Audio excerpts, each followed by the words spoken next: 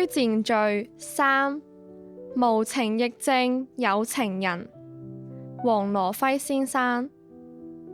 人最渴望有情，但係最欠缺嘅亦都係情。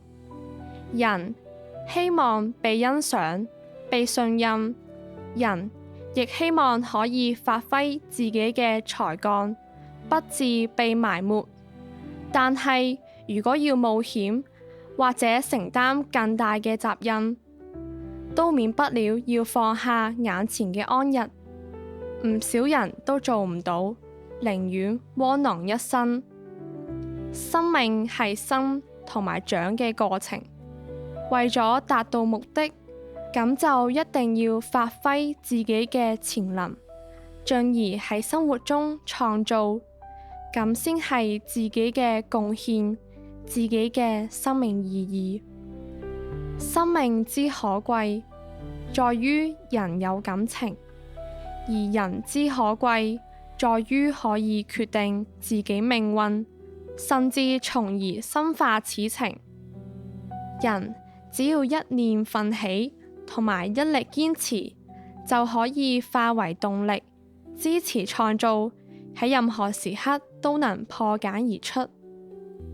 所以有情嘅人先會有愛嘅行動，有情嘅人先唔會容易妥協，有情嘅人先可以貫徹始終。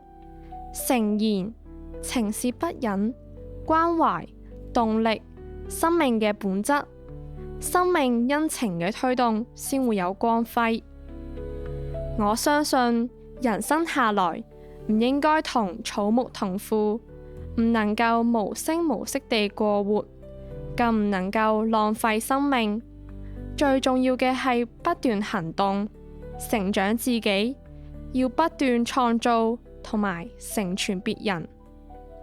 人如果要成長，就必須要有嚴格嘅鍛煉，包括有克期實現嘅承諾，以激發自己嘅鬥志。鍛煉越苦，我哋就越見韌力；承諾越重，我哋就越知承擔力。古語有云：天地無私，常與善人。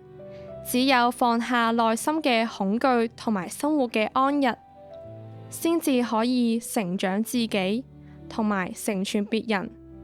只有善於體會天地之情者，方能過關，方能成長。謹錄以上先師韜晦先生之教，與諸君共勉。